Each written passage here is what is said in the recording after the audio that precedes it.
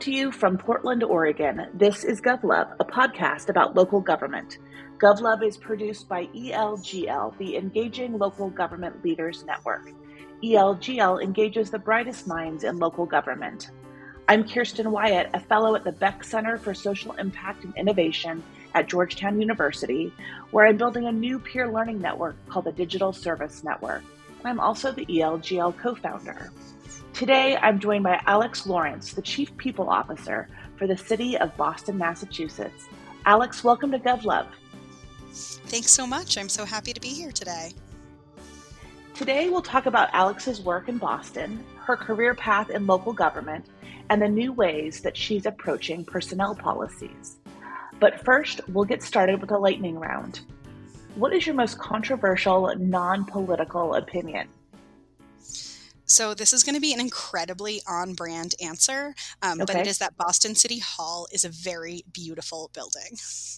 For those who are not familiar, Boston City Hall is a brutalist building, which I know is not everyone's favorite form of architecture.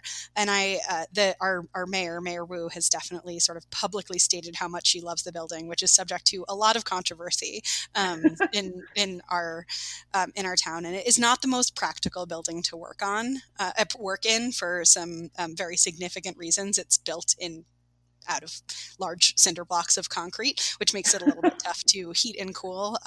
But I think if you read some of the original intent behind the building, it has some really powerful metaphors about government and openness and transparency and some really interesting design choices. And I just find it beautiful. All right. Well, and I would say notably, last week on GovLove, we had Sarah Hall from the city of Philadelphia, which I think others might argue is the most beautiful city hall. So I love that I get back-to-back beauty in City Hall in these recordings. So I appreciate that. All right. What is a food that most people like, but you do not? So I eat most things. So probably not the best question for me. But I'm going to take this and twist it a little bit, which is that I used to hate red peppers. But they were in so many things that I liked. And I read basically that if you eat something 30 times, or this is kind of a made up statistic, that you can convince yourself to like any food. And I did it with red peppers and I like them now. I mean, did that include green peppers and yellow peppers and orange peppers, or was it just I wasn't a fan of them, but the red ones I felt like had a particularly strong flavor that I disliked, but now I eat them all the time. Okay. Well, I mean, we'll have to see if our listeners agree that trying something 30 times, makes it a habit. And then last question, what was the first music purchase that you made independently, and what format was it on? I feel like this question is intended to age people very specifically. But I think I was trying to think about this one. I believe it was the Spice Girls' first album, which I believe was called Spice, and it was definitely a cassette tape. Did you have a favorite Spice Girl, or one that you particularly identified with? I don't know if it was because I identified with it, but I was always a fan of Ginger Spice. I recently played them, the Spice Girls, for my 5-year-old, and she is also now a big fan. Nice. All right. Just passing it down across generations. I appreciate that. Yeah. All right. So let's get started. Tell us about your career path. How did you get to the city of Boston? Absolutely. So it's one of those funny things. I feel like my career path in some ways was so winding and non-traditional. But then as I reflect upon it, it is one of those things where every step of the way, somehow when all taken together, makes perfect sense. Although it certainly didn't feel that way as I was sort of going about a windy path. So I like to joke that I cut my teeth in big bureaucracy and big nonprofit. I started my career at a big social services nonprofit in Boston called Action for Boston Community Development. Which was a organization, or is still today an organization that provides low-income Bostonians with services tailored specifically to the neighborhoods that they live in. And so I ran our site in a neighborhood in Mission Hill that has a really heavy immigrant population. So we provided immigration services, food pantry, senior center, just sort of wraparound social support services. And it was a really interesting time to start in big nonprofit. It was a large bureaucratic organization that was really dependent on federal funding. And so I graduated college in 2008, so I'm going to now really specifically age myself. But it was a time where basically all of my friends got laid off from their first jobs. We had to sort of start by making like significant cuts to the organization, and then immediately following, like because it was the beginning of the recession, and then immediately following. There was a federal stimulus that then President Obama had released. And so we basically grew the organization for 2 years, given a huge amount of what was then called ARA dollars. So the predecessor to ARPA was the American Reinvestment and Recovery Act. And so basically the reason I tell this story is we really basically took a large bureaucratic organization, had to grow it and then shrink it back down to size. And all of this really allowed me to sort of understand, how do you make changes in big organizations? How do you take sort of like core centralized services that you have to provide in the context of a big bureaucratic organization and sort of grow and shrink them in a small amount of time? I also feel like during that time, it just made me feel like, oh my gosh, these are the services that incredibly important services that we to provide to our most vulnerable populations. And it felt like the services that we provide were just totally reliant on these external funding sources that felt really unsustainable. And, it was sort of an awakening for me of saying, like, this can't possibly be the way that we provide services to our most vulnerable population. And so I ended up deciding to go and get my degree in public policy. And during that time, I ended up taking a fellowship between my 2 years and my public policy degree. I did a fellowship with the city of Boston in the IT department. It was totally random. I don't know how I got placed with the IT department, but really, I think cemented my idea of like being really interested in organizational transformation. How do you turn a big ship? How do you make organizations that are incredibly important to people function in the best possible ways? And I felt like IT was a really interesting window into that, to list when this is a time, right? The entire gov tech sector didn't exist yet. Healthcare.gov had not yet failed. And so I sometimes joke that I'm like an OG civic techer by complete accident, just sort of right place, right time. So after I graduated from the Kennedy School, which is where I got my master's in public policy, I ended up taking a role full time in City Hall in the IT department, helping the city do a project to revamp permits and licenses, revamp the way that it issues permits and licensing.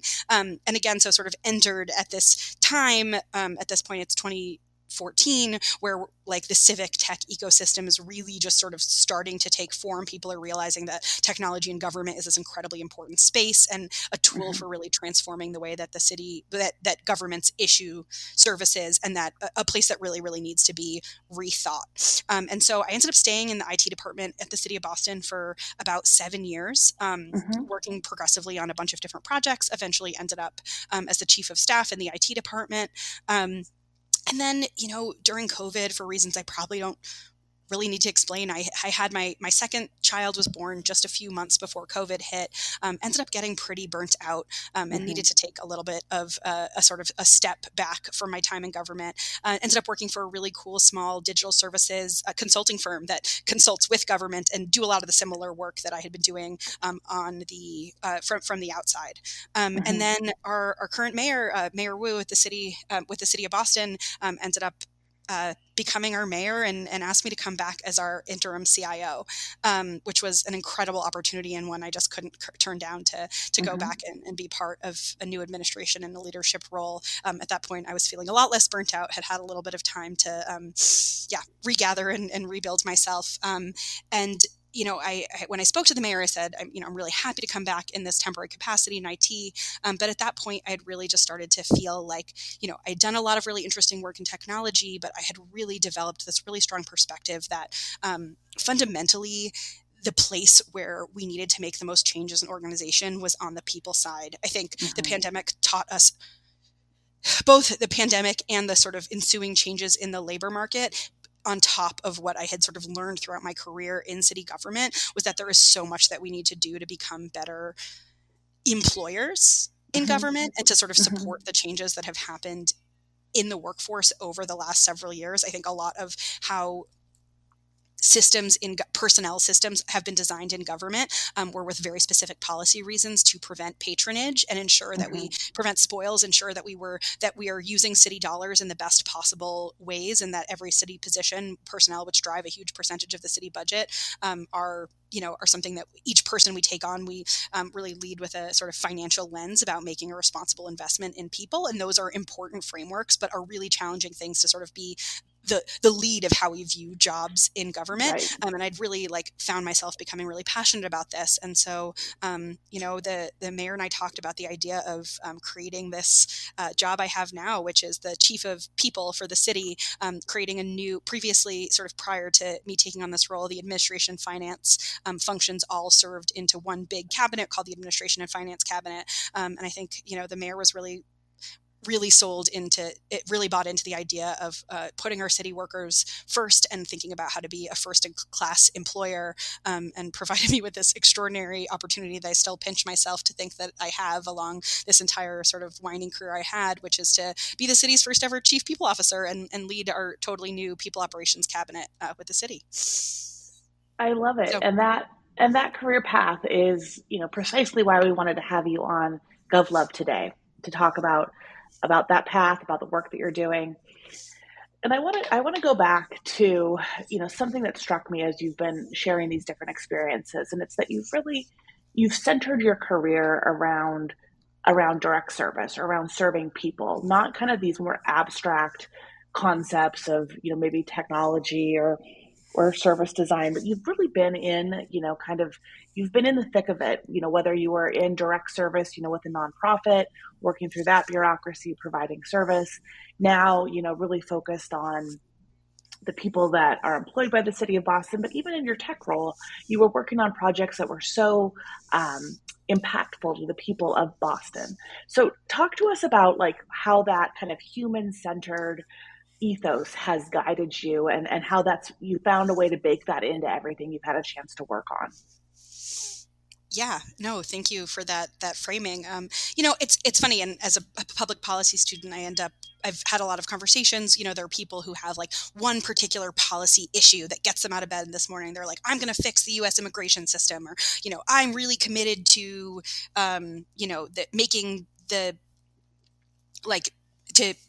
making the world a greener place, or I care deeply about transit. And I've always really just fundamentally been a generalist who I think, as you described really well, cares about, sort of broadly speaking, how do we help people access resources? How do we serve the humans of our community? And that has always just been a really motivating factor for me. It's funny, I feel like my alternative career would have been a therapist on the individual level, but I really love the idea of sort of the intersection of the systems level as it relates to individual humans. We're all just a collection of people trying to do things. So anyway, that was super philosophical and vague, but it's just what excites me about this work so much, is that the impact is so clear. It's so deeply, directly tied to the humans that we're here to serve. And I think that's so important to hear from someone like you, because I think one thing we see with younger people coming out of MPA or MPP degree programs is this real interest to work in direct service. And so sometimes forgetting that local government is a great way to do that, thinking, oh, I need to go nonprofit, or I need to work in these other organizations that aren't government. And I think, you've shown over your career that you can do both, and you could even work for private, digital services firms that impact the larger government community. So talk to us about ways that government could be better at embracing people who take new paths into public service, or paths that maybe are more meandering versus just kind of very linear, like you do this and then this, and you move up this career ladder. Yeah, so it's funny. One of the things that I haven't said yet, is the term human resources, right? So in my current organization, I oversee a bunch of various departments, but fundamentally, I am the head of human resources for the city, as well as labor relations and a couple other small functions, right? But I think I was just, when you were also reflecting on the career path, I remember when I took one of those tests in seventh grade that was like, what are you going to be when you grow up? And it like spat out, I was going to work in human resources. And I remember reading that and being like, oh, that sounds so cool. It's like this thing that helps people and like helps them understand like how to get the best out of their careers within the context of an organization. And then I saw HR in real life and was just like, oh no, I don't think I want to do that. That's not what it is at all. It's this thing that's like super compliance driven and tells you what you can't do. And like, you know, it's this very like, it has starts with the word human, but I think as people have experienced HR across a lot of different kinds of organizations, I think particularly in government, it hasn't felt like this thing that necessarily sort of centers people. And so, you know, I think we can do a lot better than that. And I think, again, to sort of go back to the idea specifically about government jobs, like ensuring that they go to the most qualified people to prevent spoils and all these other things, I think have just in the aggregate have created this system where we like, you know, lead with these long lists of qualifications and really like have a very, I think sometimes limited sense of like what bringing a talented person into a specific role can bring. Whereas I find specifically when I look to bring people in government, you know, problem solving skills, emotional intelligence, ability to relate to people, ability to manage in a really complex cross-functional environment. All of those are the things that like I believe can make absolute lightning in a bottle in the context of government. It's what I look for when I hire people. I think, you know, experience in this context is super helpful to be successful, but fundamentally it's these other sort of generalist qualities that I find are the key to people coming here and staying and having grit and adaptability, and these other sort of more like, I hate the term soft skills because I think it undermines what I think fundamentally tends to make really talented employees, but I think those things are incredibly valuable. And so I think really just thinking about how we frame those skills as not just being sort of like nice to have, but essential to being successful in making change in government is hugely important. And I'm constantly talking to sort of people who have, you know, not necessarily considered themselves, you know, bureaucrats or all of these other words that we've sort of put pejoratively, but really trying to make that claim that if you care about direct service, if you care about impact, like I truly believe there's no better way to have an impact on the place that you live than working in local government. I love it. And for what it's worth, I took one of those career surveys when I was in middle school, and I think mine said florist, which I still don't know why. So, but I get what you're saying about HR, and again, the ways that different HR functions are transforming around the country is just a particular interest of us here on GovLove. And so would love to dig into kind of the how you're making this happen. And I would love to hear more about some of the new recruitment strategies that you're using, how you're attracting people with, you know, this inspiration and this vision that you have for the people that work for the city. Yeah. So, you know, it's certainly not an easy feat. I think some of the things that I talked about are really like big structural changes that we have to make. So to give a sort of example of one of the things that makes this challenging is so much of structurally what's built into government jobs is the idea that people will come and they will stay for their entire career.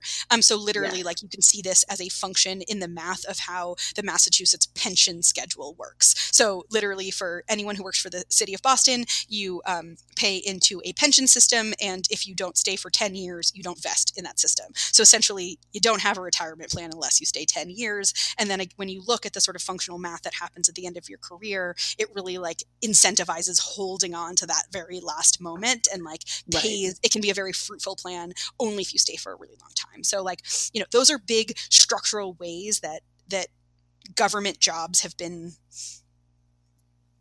like approached as things that is not necessarily aligned with how today's generation views their career, right? They want to like dabble. I think the trends are that people work sort of for short periods of time and, you know, like to move from place to place. And so I think one of the biggest challenges that we need to address is how long it takes us to hire. And that matters not only for sort of some of the market reasons people could get another job, but like if it takes you 6 months to work here and you only want to stay for a couple of years, right? There's a lot of like upfront cost and commitment you need to make in order to join government. So there's a ton of different things that we're doing to address this problem. And I think one of the most important things that we're doing is we are not trying to like view this as a big, like, think of it as like a waterfall technology project where we're just going to like fix the whole thing at once. I think it is Right. really important for us to like, not try to eat the elephant in one bite, but to really experiment in places that work, like evaluate our strategies, do a bunch of small things at a little time, see what's working. I think it's another sort of like funny thing about how this ties back to my career path is I think a lot of what the civic tech ecosystem has learned over the last 10 years actually applies beautifully to the problem of HR, which is like, can we pilot things? Can we do MVPs? Can we evaluate programs? Like really thinking about like a more agile process to it rather than like how you might view a waterfall technology project. And so some of the things that we're sort of experimenting around the edges of doing, some of the things that we're doing is one, just thinking about the wording in which we view job descriptions. So really like rethinking how we write those job descriptions to be more attractive, to think differently about the kind of skills that we want to bring into government, and really make them, I think, a more clear and welcoming kind of set of tools, that not using sort of our like union titles that might not mean something to people. Sometimes governments will post jobs that say like data processing systems analyst, and like really what that means is project manager, but nobody actually knows what that means. So like some pretty low lift things that we can do, that to just change the title. And I think, people have the idea that, oh, this is going to be so hard, we could never do that. We're, a heavily union environment, the unions won't go for that. We've found that like we're able to make pretty simple acts, and the city of Boston has 47 different collective bargaining units, so I'm not sure you can get a much more complicated context than ours.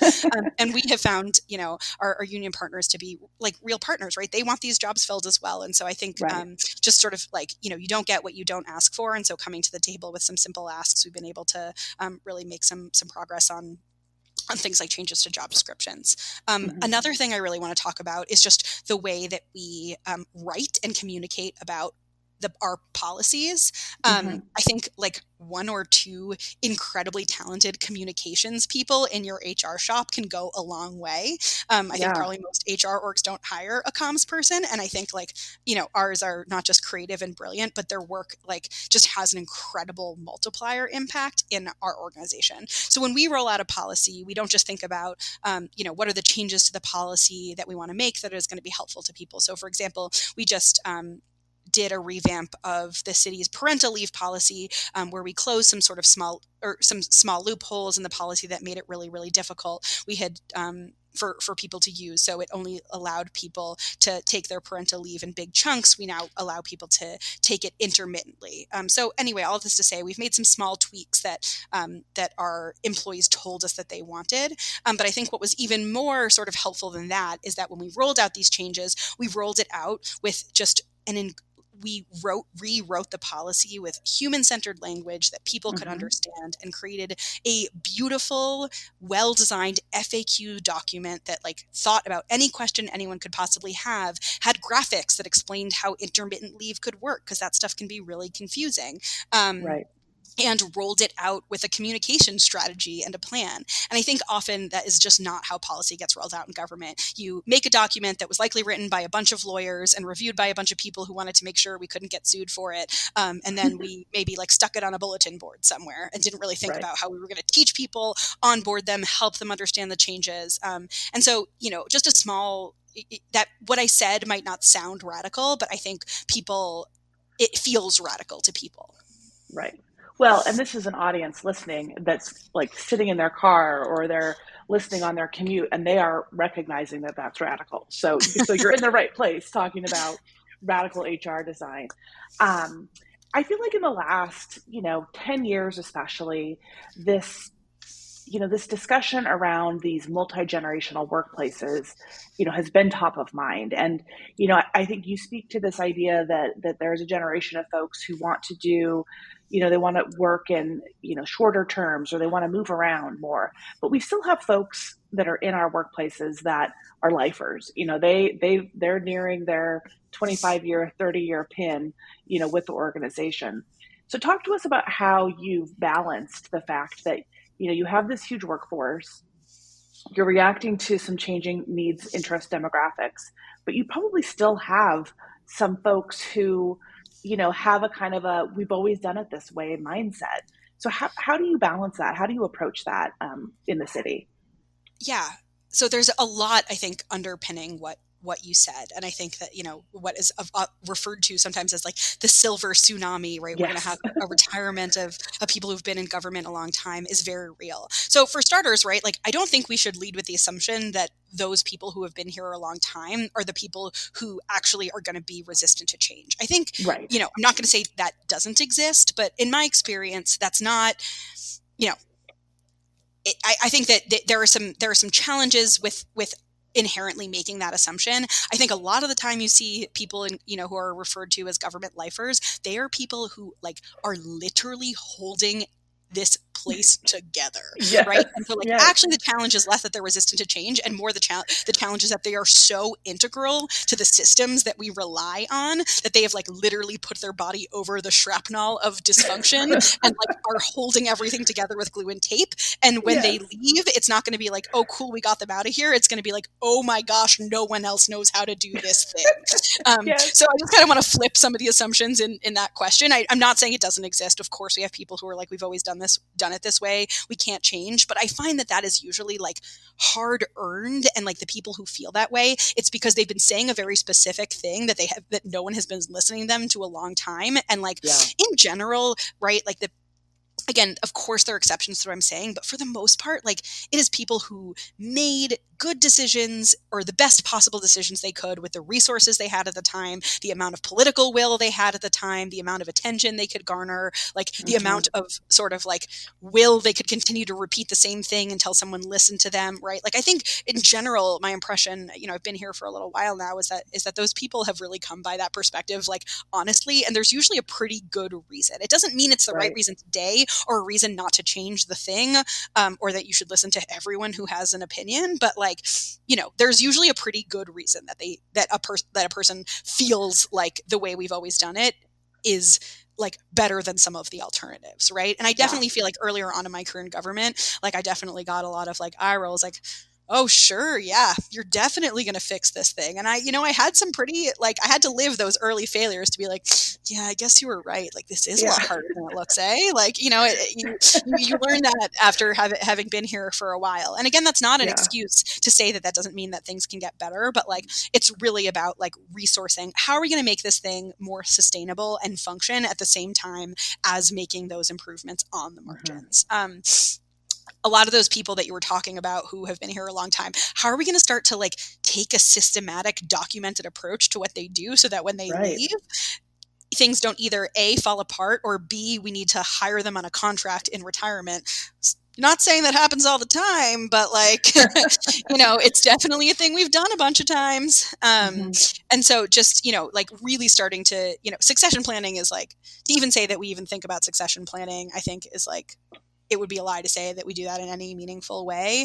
And I think that was a huge lesson from the pandemic, which was a lot of the people that I'm describing who were here for a long time, who were sort of like holding on. There was this like crazy period of a couple of years where we really weren't like, we didn't have the luxury of investing in like thinking about the future. We were just responding to a crisis. And at the same time, we lost a lot of those talented people who had been here for a long time, who had a huge amount of institutional knowledge. And so I think a lot of systems are really reeling from that. And we don't talk about that nearly enough. We talk a lot about how we need to bring new people in, but like, and how we have a ton of vacancies. But like one of the reasons we have a lot of those vacancies is because like for, good reason, a lot of people during COVID were like, I think this is time. I have one life to live. I'm going to like exit now. I'm not going to come back once everyone had to come back to the workplace. And so I think a lot of those people were in a lot of invisible administrative jobs. And I think organizations that are trying to build change on top of that also just have a lot of like foundational work to make up from a lot of those losses. You mentioned some updates to parental leave or family leave policies. Talk to us more about some of the other shifts or updates or enhancements to personnel policies you've been making to, again, capture some of these observations on the workforce that you have and the ways that you're seeing your employees react to the policies that are in place. So I have a lot that I'm super passionate about, but my absolute favorite one is the story of how we ended up providing relatively recent updated transit benefits for our employees. And the reason I love this story so much is that it starts in a really grassroots level, which is that we have employee resource groups referred to as ERGs here, which are basically ways that employees organize around interest groups. A lot of organizations have them. And one of them is our what we call our BAT ERG, which is our bicycle and active transit ERG. And on sort of one of my early days in this job, I think incredibly early in the administration, the bicycle and active transit ERG wrote an incredibly thoughtful memo to the administration, basically with a bunch of asks in there saying that like they wanted to do a survey about how employees commute to work. And their theory is that we could make that if we provided better transit benefits, like subsidized public transportation passes, free bike share programs, things like that, that we could basically not only provide a really great benefit to our employees that employees want, but encourage them to use more sustainable modes of transit and align with the mayor's policy goals of making Boston a greener city. And so they wrote this incredibly thoughtful memo with a pretty reasonable ask, which was to start with a survey and say, like, this group of people who are individually passionate about this want this thing and say that they would change their modes of transit, but is that widely held? So they did a survey. The results came back pretty compelling that this was a thing people wanted. And as a response, we did the thing that they said they wanted. And so, sometimes it really is that simple. And so we went from this very sort of like individual unions had like negotiated 20% off of their MBTA, which is the Massachusetts Transit System passes, to a full 65% subsidy across all of our employees. So now every single employee participates not just in a pre-tax program, which we had before, but a full 65% subsidy if they want to opt into this. And we also made the city's bike share program free for all municipal employees. We've seen massive increases adoption in both of those programs, and we haven't done a full transit survey yet. This was pretty recent launch, but I think it's pretty clear that we're seeing a huge uptick of the services. And so there's a few things I like about this story. Not only is it updating a personnel policy that we can use as a recruitment or retention tool, but it aligns with the mayor's policy goals. So that really feels like a slam dunk. It also is something where we can serve as a model to other employers in the region to say this is the kind of service that you should provide your employees in order to change to encourage this mode shift to work, make the city and the world a greener place, which is incredibly important to a lot of us. And it was a way in which we could listen to a specific ask that an organized group of employees asked us to do. So, I think it really hits a bunch of marks that make me really excited about what good policy change looks like. A slight tangent, just, for listeners who might be part of an employee resource group, that are hearing this and they're energized. Was there anything in particular about the ask that made it effective? I mean, was there some element above and beyond, the fact that it aligned with a major policy goal that folks could learn from that are thinking through what their employee resource groups might be looking to do in their own organizations? Yeah, I mean, it was really like everything you could dream of as management. It was realistic, right? So it didn't say we want the sun and the moon and the stars. It said here's a very realistic, specific ask. I think it was data driven. So they didn't say they said, hey, we're a small group of employees who wants a thing, but we'd like to start by validating some of our assumptions that this is a thing that other people wanted, which I just thought was a really thoughtful way to do it, to not just say hey, we're a couple people who have a perspective and we really care about this one thing, but really saying can we validate that assumption? Will you help us do that as the administration? And it was well organized. So they very clearly demonstrated they had a cross section of employees from a whole bunch of different departments. So, the natural leaders of this were in our transportation department, but they were able to show that, there were folks in public works and the mayor's office of arts and culture and the equity cabinet and the housing department and all of these other people who also thought that this was important. So just really well done and well thought out and compelling ask. And, it was, pretty easy thing to say yes to. But also, I want to give credit to the administration, which is that those asks do come in, and it would be pretty easy to say it wasn't going to be a thing that we did right away. Right. I'm pretty excited that this literally, I think that it was sent on, one of my first days in this role, the mayor's chief of staff, it was in her first week. And exactly a year later, we had fully rolled out the policy. That's wonderful. That's great. Talk to us about shifting, or I guess changing interests in benefits and in policies that you've seen kind of in your, I guess maybe in your full tenure in public service, but then, even just thinking specifically, as you're watching, demographics or interests change, like what are some of those different benefits that you think are trending right now? And what do you see on the horizon? Yeah. So, I mean, I think employee mental health and burnout is something that is top of mind in a way that it just wasn't prior to the pandemic. And that doesn't mean it wasn't there before. I think for a whole host of reasons, bless Gen Z, they've normalized a lot about talking about mental health in the context of the world. I think there's a lot of reasons why we're here that wasn't there before. So we've always had an employee assistance program, or not always, but at least for some time, which is basically, I think, kind of unique to do it fully in-house. A lot of organizations don't, but we basically have employee assistance is basically a set of experienced clinicians who, you can call and basically have for at least a few sessions, free therapy provided by your employer. It's also something that we provide for spouses of our employees as well, and families, which people don't necessarily know. But I think really thinking more about, I think one of the things we really want to do over the next year is really expanding how, what responsibility we have for making our workplaces a place where employees can bring their whole selves to work. And that includes, being mentally healthy and not burnt out. So, I think that's definitely something we're hearing a lot from our employees. I think we're still in the fairly early stages of figuring out what that means and how to be responsive to that. But it definitely is pretty top of mind in terms of something that I think, nobody was talking about that long ago and now feels pretty pervasive. And then have you found that in recruiting, just to maybe bring it back to Gen Z, have you found that the ways that you market things like compensation or even retirement, with public sector retirement packages, how is that landing? Is that something that you are playing up, playing down, emphasizing, not emphasizing? And what could other local governments learn from some of the research and work that you've done as you think about recruitment, you think about benefits, you think about a changing workforce? Any reflections on that to share? Yeah, so I think, we're pretty early stages in answering those questions. So, I don't have a ton of, I wish I was in a place where I had sort of more empirical evidence to share on that. I think one of the things that we're going to be doing pretty shortly is doing some user research with some target groups of hopes that folks we'd like to target to come into government, and actually just, as revolutionary as this sounds, going out and asking them what they care about.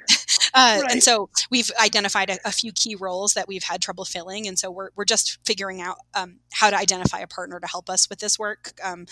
And so anyway, that is something to stay tuned for, and something I'm really excited about doing, because it's super easy to, I feel be responsive to the anecdote, to hear the one person who didn't take a job here because our hybrid policy wasn't generous enough, or because, they didn't want to move in the city and comply with our residency policy. And my theory is that that not only is there not only one reason why people may or may not want to come to government, but it's probably different across different types of jobs and the kind of people that we're looking at. So I try not too much to make too many assumptions and generalizations about this stuff, and really think that we need to just actually start doing a lot more research and asking people, as opposed to just sort of blindly chasing certain theories that we might have, which I think then goes back to my sort of first thing about taking off, bringing the sort of civic tech practices of user-centered design, doing focus groups, doing user research on the things that we're trying to do here, and bring those practices in instead of assumptions.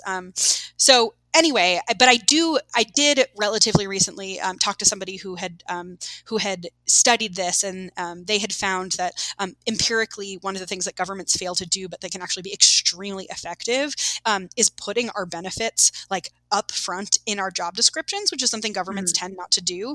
We have really, really great benefits. Like our health insurance packages are insanely good because we're a huge, like we have huge negotiating power. And Absolutely. so like, I once had an employee who referred to our health insurance package as free babies. And as someone who has had two children while being employed, like it was pretty accurate. Yeah. Like I had just an incredible amount of stuff paid for, and those are real dollars that came out of my pocket. And that's something that we are just not selling, right? We are not like, we are not advertising in the ways that we can. So free babies and government. No, I'm just joking. But I think really just being more upfront. Yeah.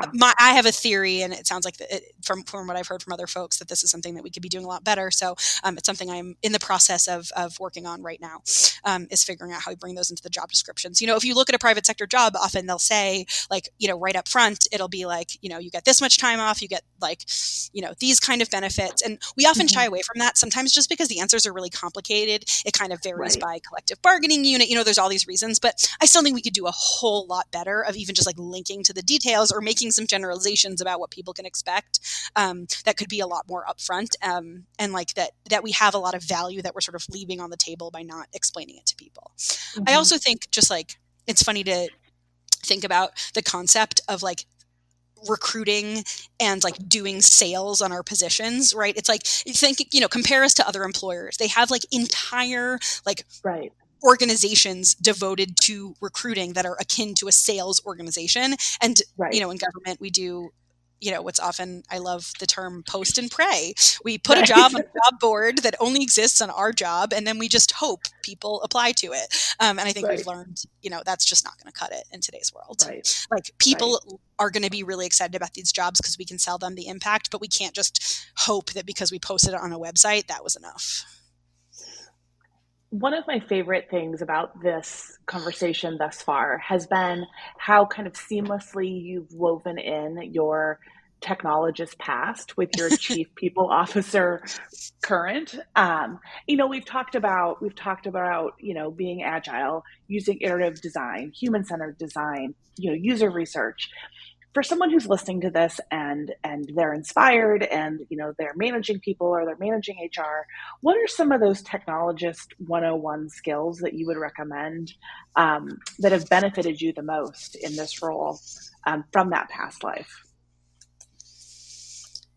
Yeah, I mean, I think you covered a decent amount of them, but I think project management skills are bar none one of the most important things that I bring to everything that I do.